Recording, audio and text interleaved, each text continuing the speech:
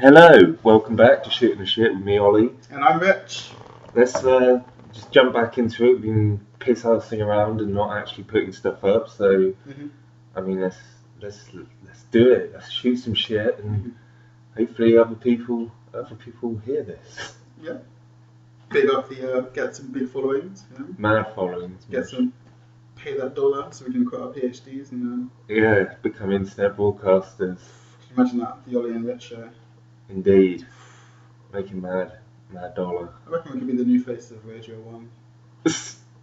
I'll be like the attractive one. What an aspiration to have. You know, oh, cheers. And compact. Bastard. But, you know, amazing. And then you can just be the brains of the operation. Yeah. That's a compliment, you know. I'm saying you're intelligent. Take a win. I think you should say the more attractive one, because I'm both attractive and I'm just smarter. Okay. Well, you're attractive because you're taller than me. Well, that's not necessarily a defining feature of being attractive. Girls love height. I'm sure that's not the only positive attribute I possess physically. I'm not sure. Well, fair enough. I'm saying I don't want to know what you're packing. That's where you were alluding to. It wasn't, so let's move swiftly away from that. Let's dive into a big pile of shit. Yeah. Let's get on with it. So the biggest pile of shit. This country. People of Britain have voted in David Cameron. As a majority. David fucking Cameron. Milibandi, that's a really shit like nickname for him. David Miliband failed me. Ed Miliband. Is it Ed? Oh yeah. Shit, that's how Jesus Christ. That's how forgettable he is. So Ed Miliband failed me. Absolutely failed me. Like, I voted for him. Well, you didn't vote for him, did you? Well, when I vote, I probably do it the wrong way, as I'm sure you're about to tell me, is I vote for who I think I want to be my Prime Minister. So it doesn't really matter about the person who's the local person. I just vote for Labour for everything. Right, okay.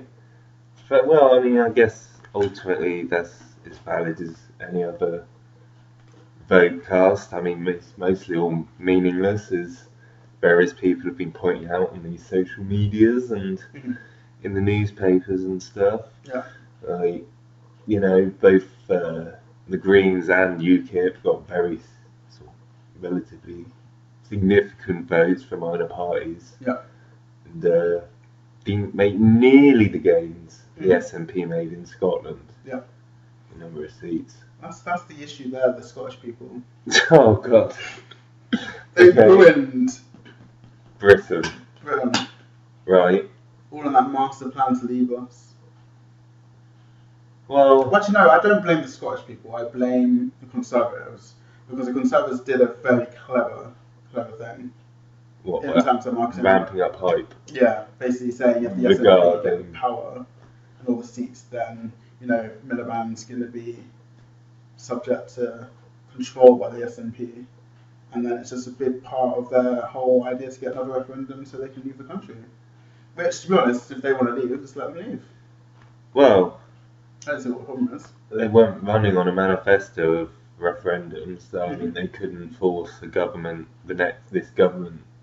if it had gone Labour, in a coalition with the SNP, they couldn't force them. Yeah. They've got no mandate for a referendum. See, you've got reason there. Like, you're understanding this, whereas the rest of the people, like, they voted, I think, based on that principle.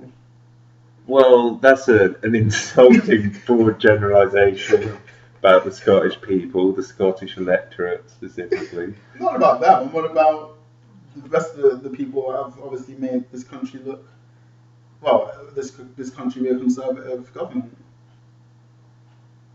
You mean it's the people, English? Yeah, they're scared of the Scottish people leaving. Like, I don't see them leaving because they can't exactly like detach their part of the country or this island to escape us. But you know, you're aware that sort of state boundaries are entirely made up, yeah? Yeah.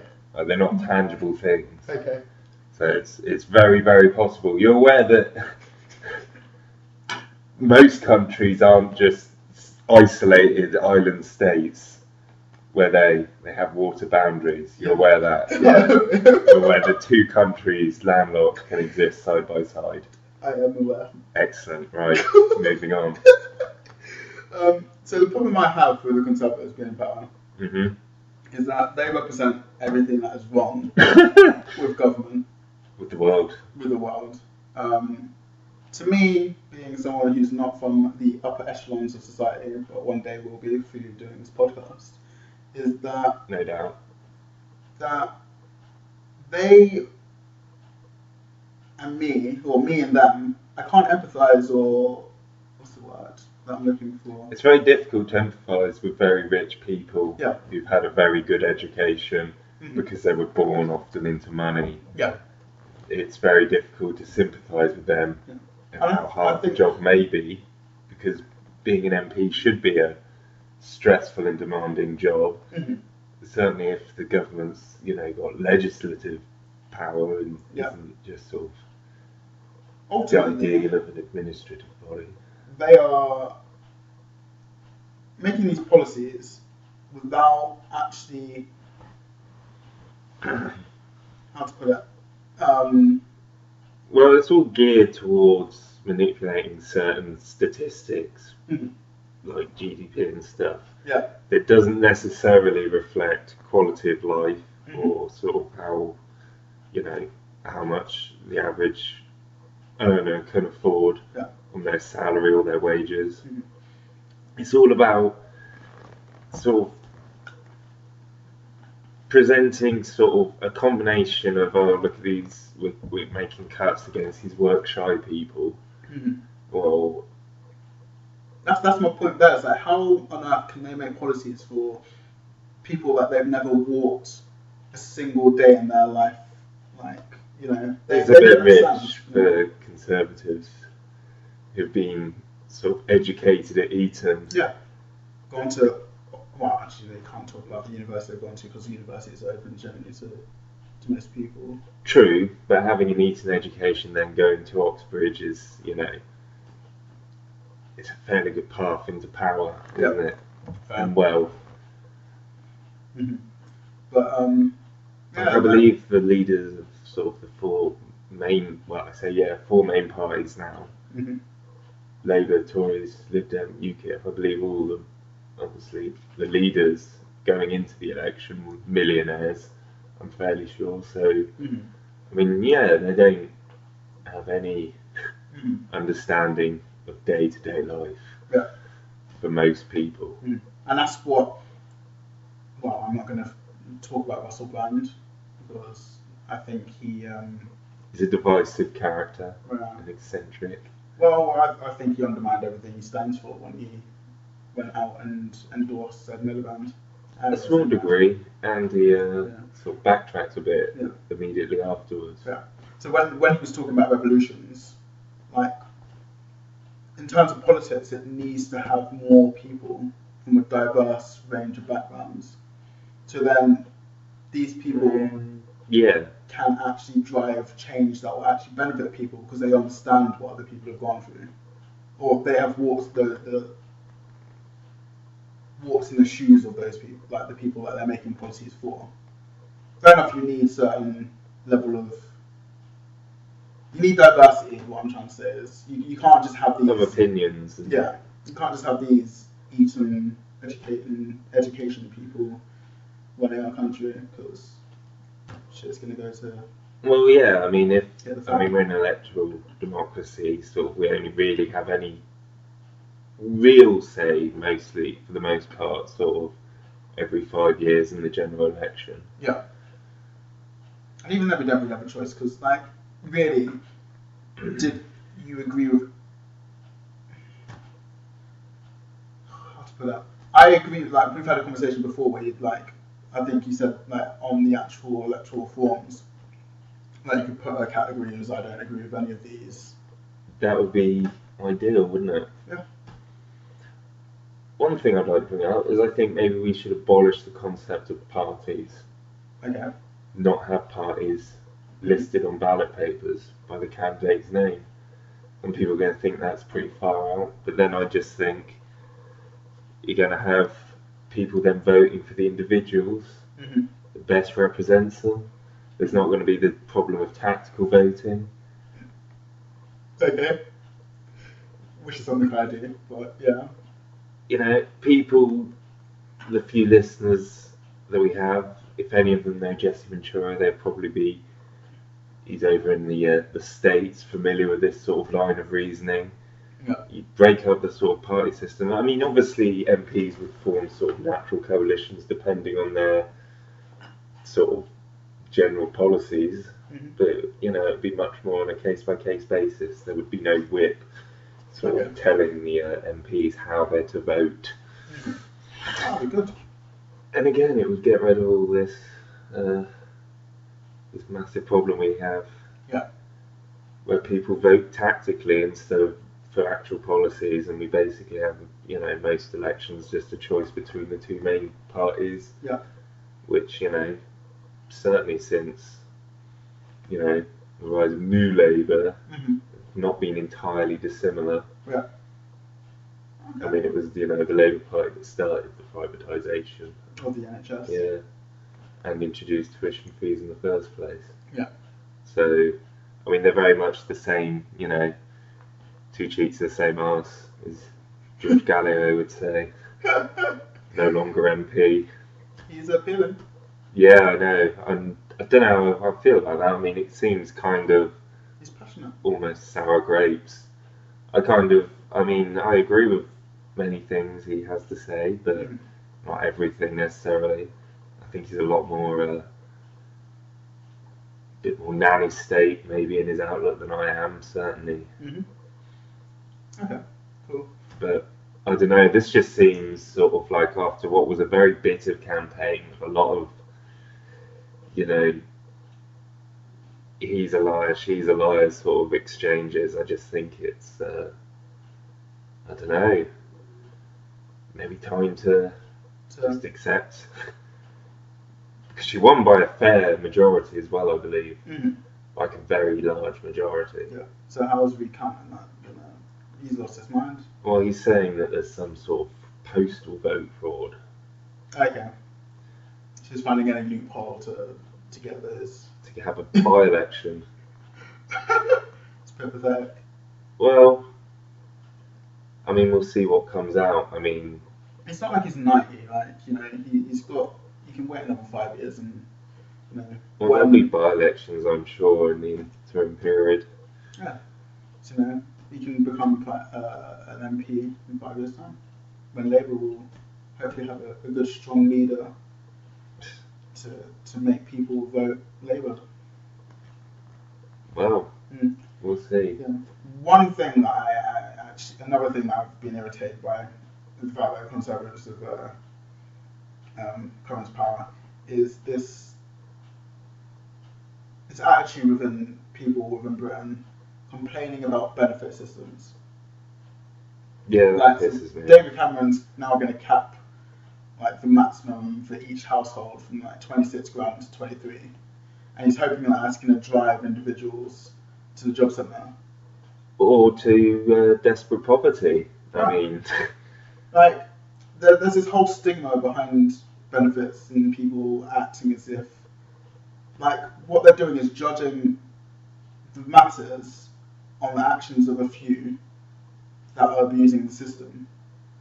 And for me, I've seen this on Facebook, like a couple of people that I will not name have put on there saying about how basically it's going to make those scroungers get up and get off their arse and go and get a job. Yeah. Because that's what the Labour government have sort of made individuals get into this state where they think, oh yeah, I can just like pop out kids and have children. But I think that's not really, I think, widely spread.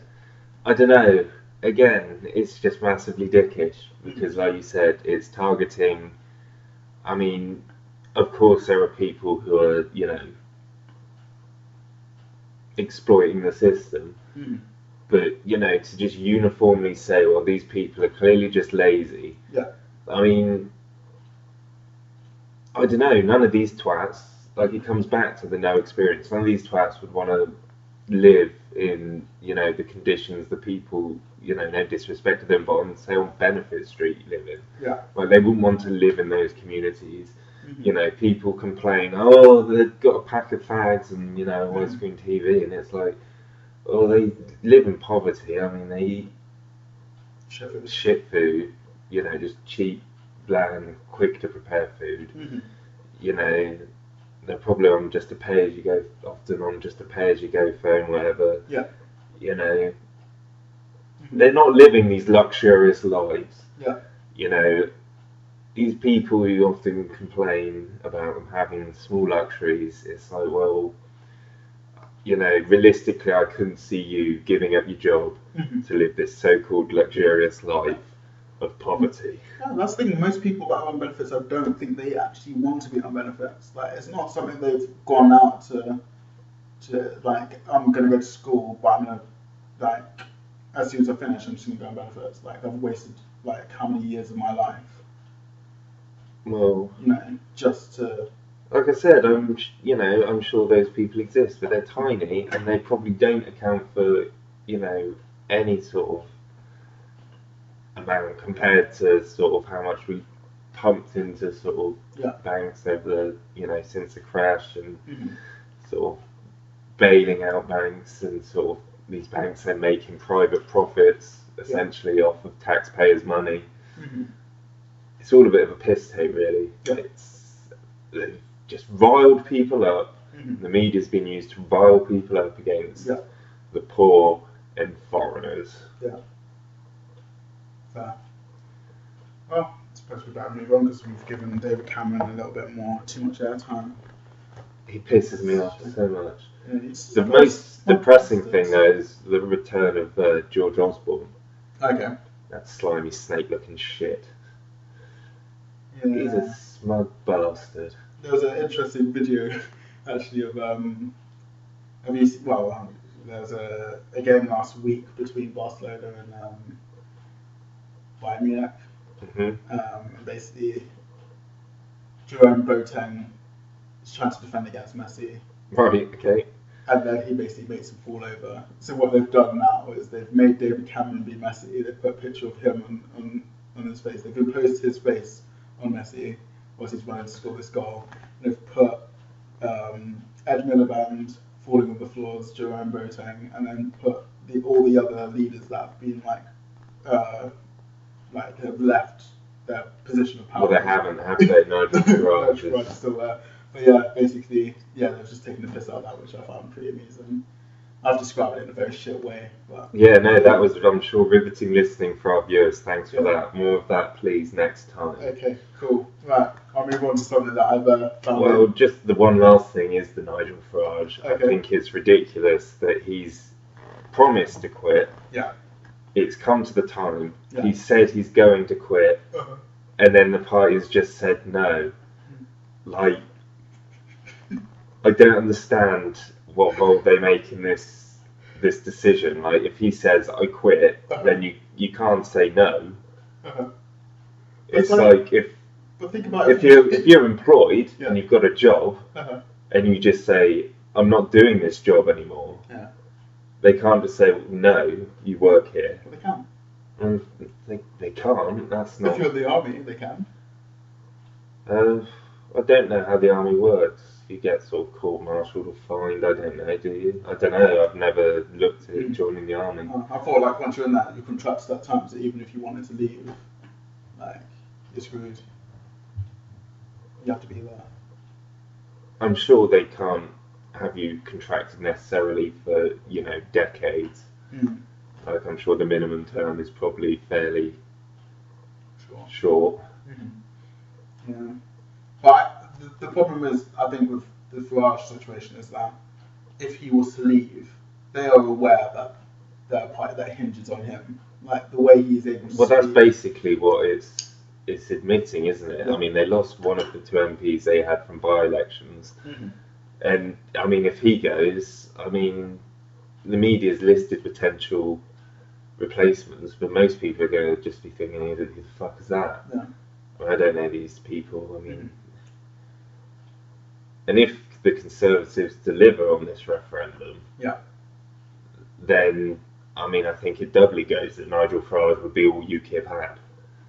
Like if David Cameron actually, follows through and panders to the right in his party and the UKIP movement, then I think it kind of makes UKIP redundant, but especially without Nigel Farage at the helm, because he's basically, I mean, even though he couldn't win a seat, he has essentially carried UKIP. It's a one-man band. Oh, if they did the proportional votes, then he would be hugely represented, surely. Well, their presence. Well, yeah, certainly more than the SNP. Yeah. Because obviously the SNP won. Only Scottish people voted for them. Yeah, indeed, and it's quite a number of constituencies. Yeah, 56, something like that. Yeah, it's one of the many flaws of electoral democracy. Dismantle the state, I say. Yeah. Anyway, on that note... Cool. Shall we move on to a topic that I've found rather interesting? Yes. Researching over the past couple of weeks. So yeah, I was on the internet the other day, just searching around in my free time, which is most of the time at work. And basically I came in between boredom shits. Yeah. Oh no, I don't do that. I shit when you got shit at work. No, I shit when I need to shit. Toilet paper's free, mate, there. Fair. So basically there's a new drug, Ollie. Do you know what the drug is? I'm excited to know. I'm guessing some sort of legal high from some shady lab out in Southeast Asia. Or... That's not the case. That's not the case. No. The new drug is porn. Right. It's been creeping up on you since you were growing as a teenage boy, digging its claws into you. The thing is, and now you've become addicted to it. Pornography. Yeah. Pornography isn't actually a narcotic, though, is it? So basically, there's this new. Any more than, say, going on a roller coaster, or I don't know, watching any sort of stimulating material on film, anything, action film. There's a new movement called Fight the New Drug. Excellent. So yeah, they Stop fighting the old ones then, please. So basically, what this group stands for, their purpose, is to educate and raise awareness of the harmful effects of pornography using only science, facts, and personal accounts. Okay, personal accounts completely counter to the first two, but yeah, excellent. Well, I suppose it gives you a more rounded view. Yeah, exactly. As long as these personal accounts aren't, selected with some sort of bias. They're from individuals that were in the porn industry and have given quite disparaging comments on the porn industry. So they found a lot of unhappy I haven't found any of actors. Well, they're suggesting that no one's happy, but nowadays you're supposed to you don't use actresses anymore. You just call actors. Yeah. Does that still apply to pornography? It'd be a bit weird, wouldn't it? Like porn actors. Yeah, all of them. Favourite actor. Yeah. No, I couldn't. I don't know. If you said that about someone you're sort of jacking it to, that seems slightly. Yeah. A bit weird. But then maybe that's because we're culturally conditioned to think of actor as a male. Yeah. Right. Anyway, so there's this cool video. Is it really cool? Is it hip? It's interesting. Is it rad? Yeah. Is it dope? So it starts off with some people in the train. We're watching it live. Yeah. Excellent. Oh no. Oh, excellent. Yeah, kids running through the street. Glorious HD. With tops. Oh, they all look so cool with their facial hair, dancing, parkour. I'm waiting for the science and facts. Here they come. More kids running through the street. Yeah, more parkour, people laughing. Guy with a porn tash. Guy with wire. Oh, the skateboard. Skateboards are cool. Be cool. Hate porn. This is exactly what a marketing executive, a complete square, thinks is cool. Look, dancing. They're just dancing like a bunch of twats, all alone. Yeah, they're making sure there's some distance there. They're not in each other's nothing. areas. Oh no, there we go. They got close there. Oh, that's a rather attractive woman. Running through the street, jumping like it's fame. Fame. Oh, here's a pair of legs. Ooh. I haven't seen any of these posters in the UK yet, so I'm guessing it's just a US movement. I don't know. I mean, is this actually a big thing? Are people using the hashtag They are. porn kills love? Yep. They are. Ugh. So basically, they've got endorsements from quite famous actor. Well, one famous actor. One famous actor. Yeah. Called Terry Crews. Who's Terry Crews? He used to be a US, he used to be an American football player. He's an actor. He's been in TV shows like Everybody Hates Chris. He was in the Friday franchise. Okay, fair enough. So and he hates porn. Yeah. Well, I mean, just don't watch porn then. That's the easy solution there. You know, is one responsible, mature adult who doesn't enjoy porn. Yeah. Instead of making other responsible, mature adults who want to view pornography as consenting adults, then why don't you just back the fuck off and mind your own business? I mean, so basically, like, if you go through the website of this movement, they basically suggest that porn is harmful in 3 ways. So I must say again, there was no facts in that. In the video. There was no science or facts, nor personal accounts. Yeah. Just some trendy-looking kids running around. But did it not make you think, like, oh shit, why are these kids running through the street with posters for? Like, is that well, shit? no. I need to get involved in this. All I know is there's a hashtag. Well, I want to get involved in that. Like, I'm going to donate 1/3. You've been taken in. Of my own. You want to be dancing with a small group of prudes atop of with my porn kills apartment building. Top. Yeah. Just raving. Sexy. Like, ooh, porn kills. Porn kills, boy. So they suggested that porn is harmful in 3 ways. Okay. So basically, it affects your brain. Well, it's harmful to your brain. In what way is it? So basically, getting more sciencey. This is one of the things that they continuously talk about in that. Is it to do with addiction? It's to do with dopamine and. Yeah, but this is okay. So watching porn can be an addictive behaviour psychologically, but then any habit could be. Yeah. Well, that's the thing that they're not talking about. Like, they're saying. If you're really into your cars and you're Fast and Furious and you're modding whatever. Exactly. I don't know, if you're some sort of crazy artist type who's just locks himself away or herself and does a load of painting and shit, and you know, there comes a point when it's sort of any sort of when you activity excess, it can come at detriment to your person, to your social standing. Yeah. If you're just locking yourself away watching porn all the time, that's gonna. So that's the next point that I was going to say, is that they also believe that porn is harmful to relationships. You know, it gives you a unrealistic expectation of what sexual encounters between you and your partner would be, and also basically desensitizes. Well, have they got any serious evidence for that? I mean, this sounds very much like the whole sort of video games make you want to kill people stuff. That's exactly what I was thinking. What I was complete and utter bollocks. Yeah.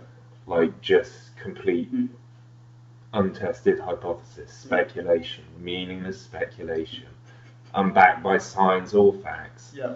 So I'm guessing the third point's gonna either be crammed full of those or just a load of bias. No, the third. Well, actually, it is. The third one is.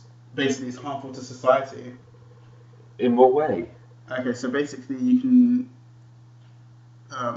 become violent. It funds violence. Right. So if you think about what they're trying to say is that some individuals within the porn industry don't actually want violence? What? Government bonds and, tax money. Yeah. your taxes, Uh-huh. kill Arab children. Yeah. There you go. They're saying it kills. I think It that's kills probably love. a bigger issue. Porn is killing love because you're not. By whose standard? By their standards? That's what pisses me off about people who have some moral crusade. Yeah. They're just totally closed-minded and just say, this is it. They create their own dogma, and that's that. Well, what they're trying to say, I think, from what I read, is that because you've got this unrealistic expectation of what a female or male should be like due to watching pornography, is that when you actually meet someone, you don't find them attractive, or you can't remain sexually active with that person without seeing a pornography, a porn film in the background. Like, you need that But again, that's sort of the extremes of addictive behaviour, which you can get with anything, whether it's legal or illegal drugs, sort of sex, general sex. Yeah. You know, anything really. Yeah. One thing I did find interesting is that they sort of implied that, you know, like you gain, like sometimes from watching these movies, is that like you feel like in your sexual activity with an actual person instead of just being off with your hand. Is that the stuff that you see in these films is what you should be doing with your partner? You know, you've got these expectations. This is what is going to happen. Like, to me, that's foolishness. Like, well, I mean, as like mature men, I'd like to, you know, I say mature. Put my manhood in a female's mouth and go to her ass and then go to a vagina. But I'm not stupid enough to believe that any female is going to let me enter all three of her holes. Well, you know, indeed. Maybe two. This probably won't send this one to your mother. But you know, like, you've got to take these things as they come. Literally. Indeed. You can't be like, woman, get down. Well, I don't know. Again, it just boils down to sort of, it's the same logic as video games make you kill. Yeah. And it's just unsubstantiated. Like, all those 3 points essentially revolve around the same thing, basic notion. Yeah. But they have got science in there.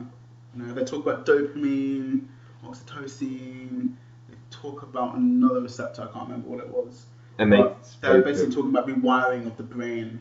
You know, they're talking about addiction. You know, at the frontal lobe, I think it is, like, it shrinks. But yeah. Well, again, people get addicted to pleasurable activities. It's a reward center, Ollie. It's bad for you. I don't think porn is any worse than anything else. But actually, like, something else that I read. I've probably come across as really creepy with my strong defence of pornography.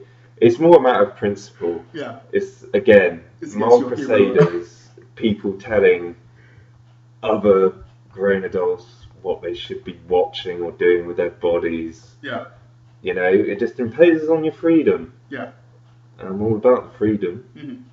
But what I was reading as well is that hardcore porn isn't the main problem. Like, well, surely if we're talking about pornography that seriously distorts your view of relationships, then surely hardcore porn is going to be the one. Like, the stuff where they do the crazy shit, that's going to be, I mean, it probably doesn't necessarily, but if it was going to, I would have imagined that's what's going to be the dangerous. No, I was reading something by Gary R. Brooks, who's a psychiatrist, or psychologist. Yeah, a psychologist. At Baylor University, which is in Texas. I've done my research, so I know where this guy is. Yeah. What he's doing. Is it a good uni? Is it sort of... No, I don't know that much about it. Okay, fair enough. Carry on. So basically, he's proposed this syndrome called the centerfold syndrome. Okay. So obviously, basically he talks about softcore porn and our continuous exposure to it through like our modern day interactions, so like reading newspapers, looking at adverts of perfumes, magazines with more perfume. But basically, he suggests that. Well, this brings it back to lefty politics again, because I'm going to say the problem here is advertising. Okay. I agree. I don't want advertising all up in my face. Yeah. People can be annoyed with that because you can't open a magazine or look at the TV or even walk down your sidewalk. Mm-hmm. We spoke about this before, didn't we? We have. Yeah. Fuck advertising. Yeah. So, but then you shouldn't then ban all porn for responsible adults that want to consume it. Yeah. But the privacy of their home, or He said the problem with this is that there's 4 issues with this now as well. So it promotes voyeurism. It promotes objectification. Well, surely it deters from voyeurism because you don't have to go out. You can just watch pornography. I don't understand. No, the softcore. I'm not talking about the hardcore stuff. Okay, yeah. I'm talking about the softcore shit. That promotes voyeurism. Yeah. So I'm talking about the dysfunction that porn in general has at the moment. I'm assuming, as per all their arguments, this is backed up staunchly with science, facts, and personal accounts. There are books that is talking about this. This isn't Fight the New Drug. Okay. And he has research to back this up, or is it also it's in his book somewhere. Oh, okay. Yeah. Nothing published in journals? I'm not aware of this. Oh. Okay. So that's right. Well researched. Yeah. Making good use of the skills we're developing in our academic careers. So the next thing that he also says is trophyism. He's promoting trophyism, and also a fear of intimacy. Well, the trophyism is, again, it's all part of advertising, isn't it? Yeah. It's about making you want a certain lifestyle. Mm-hmm. Like if they can chuck in an attractive woman to advertise a product aimed at men, then that's going to make them perhaps want that product because they think, well, that's a sign of success. That's how you get near attractive women. And similarly, if an attractive woman's shown it a lady audience, then obviously the intention is, look how good she looks in this makeup or X bra, whatever. Yeah. Advertising, mate. It's root of ills in our society. Yeah. Well, I don't necessarily agree with any of the stuff that he's saying, because to me, like I'm not influenced by seeing an attractive woman on a newspaper ads. Like, it's not like every single woman's gonna look like that, because I know she's had loads of people apply makeup on her for about an hour, and like, to be honest, that's not attractive to me. Like, what I find attractive is inner beauty. More natural. Yeah, you're all about the inner beauty. That connection of souls as we entwine and become one. That's what I look for. So I suppose I do agree with the trophyism, because if I can get that strong connection with someone, that's like a trophy to me. Well, it's a very dehumanising way of looking at it. Fair enough. I'm just bullshitting that. I just do like attractive women.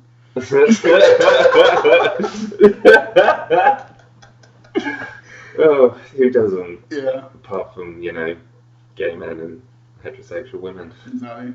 So yeah, that's what I found interesting this week. Fight the New Drug and the tellings of Gary R. books. Well, again, it's just a load of bollocks, really, isn't it? Like, nothing, no substance to their arguments, just moral crusaders. This is something that I did find at the bottom of their website. Is by donating $1, you can educate one teen about the harmful effects of pornography. So we can nip it in the bud early. They had a very slick, lovely video on their website which had no information. So I think if anyone sent them £1, they would just piss it up the wall with flash marketing gimmicks, because they come from this school of protest, this modern school of protest, where what you do is you reach out on social media. Yeah. Don't necessarily affect actual change. It's all about just hashtags Uh-huh. and, getting people to put up a poster maybe and wear a shirt. Hashtag fight the new drug. Hashtag fight for love. Hashtag fuck off. Oh, cool. Anyway, talking of fucking off, Mhm. I think this probably It's a good time. nicely rounds out an episode, so why don't we fuck off? Indeed. And join us again, because we will fuck back again to shoot some more shit, hopefully sometime much sooner. He's been all in. And he's been rich. Will continue to be so. Catch you later.